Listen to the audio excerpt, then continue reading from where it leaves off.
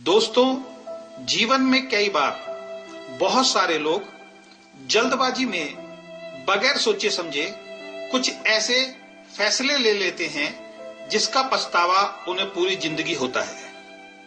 बगैर सोचे समझे जल्दबाजी में लिए गए फैसलों से कई बार बड़े बड़े नुकसान लोगों को उठाने पड़ते हैं।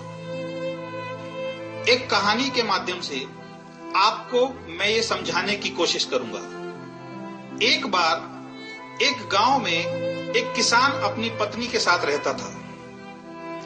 वैसे तो उनके पास सब कुछ था, लेकिन सिर्फ एक बात की कमी थी, उनके कोई संतान नहीं थी। और इस बात का दुख उन दोनों को हमेशा रहता था। वो दोनों हमेशा लोगों की भलाई के लिए काम करते थे, कभी भी किसी के बारे में गलत नहीं सोचते थे। रोज मंदिर जाकर भगवान से एक ही आशीर्वाद मांगते थे कि हमारी झोली भी एक संतान से भर दे।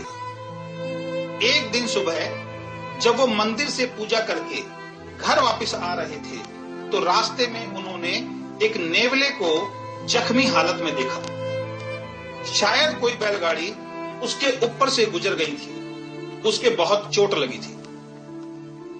उस नेवले पर उन दोनों को बहुत दया आ गई और उस नेवले को उठाकर वो अपने घर पर ले आए। उसके जख्मों पर दवाई लगाई और रोज उसकी देखभाल करने लगे।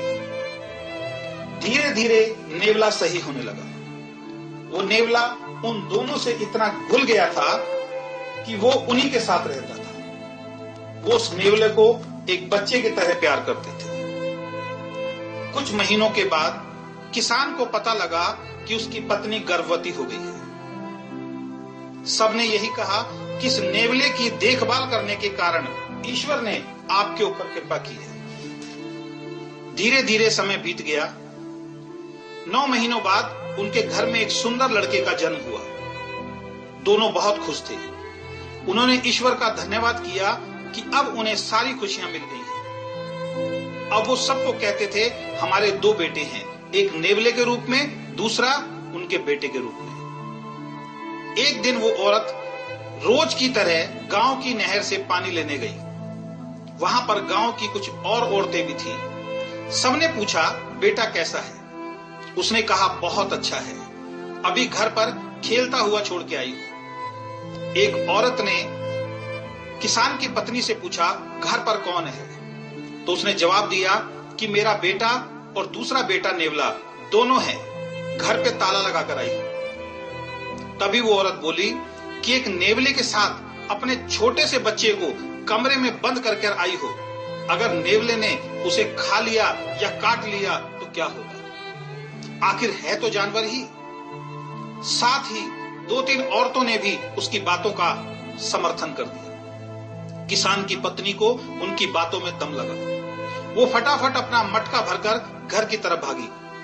सारे रास्ते उसके मन में गलत गलत ख्याल आते रहे। घर पहुंचकर जैसे ही उसने दरवाजा खोला, सामने का मंजर देखकर उसके होश उड़ गए। नेवला उसके पैरों में उछल कूद कर रहा था, जैसे वो रोज करता था जब वो बाहर से आती थी खुशी के कारण।